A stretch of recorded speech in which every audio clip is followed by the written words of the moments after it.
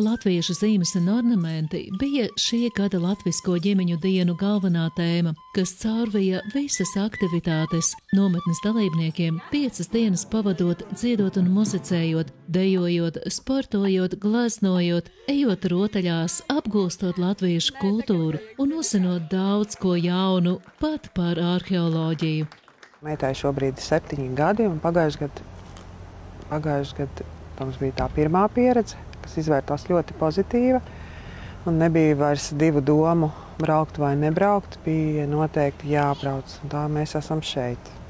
Piedalāmies aktivitātēs visās. Sarunāties drīkst tikai latviski, kas ārzemēs dzīvojošiem ir viens no galvenajiem ieguvumiem. Iepazīties ar daudziem latviešiem un patrenēt savu latviešu valodu, jo tāpēc, kad dzīvojot Somijā, man tā latviešu valoda sāk mazliet pazust. Dēļ somu valodas, angļu valodas un visām citām valsts valodām.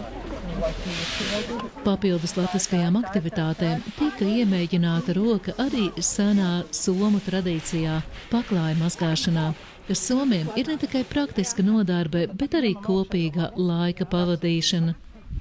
Ir jēgpilni pavadīt laiku kopā ar ģimeni mazliet citādākos apstākļos. Ja pierasts, ka diasporā ģimenē runā tikai viens vai abi vecāki latviski, tad šeit apkārt ir arī līdzīgas ģimenes, kas runā latviski. Viņi savā starpā sazinās, un tā varbūt ir mazliet cita valoda, mazliet cita saskarsme gan ar valodu, gan ar kultūru, kas ir jauki redzēt bērnos, kad viņi atplaukst. Jā!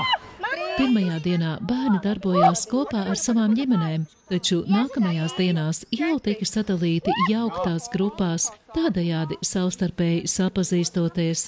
Valodu varbūt kautrējās sākumā lietot, bet nometnes beigās mēs redzam, kad atļaujās visi jaunieši un bērni lietot latviešu valodu. Latviešu valoda nav barjera, tā ir kaut kur iekšā, un viņi vienmēr atplaukst jau uz nometnes beigām. Nākamvasar Latvisko ģimeņu dienu organizatori Latviešu Somu ģimeņu biedrība Laivas atkal aicinās Latvijas un Somijas bērnus un jauniešus uz kopīgu nometni. Ilza Kalve, Latviešu.com.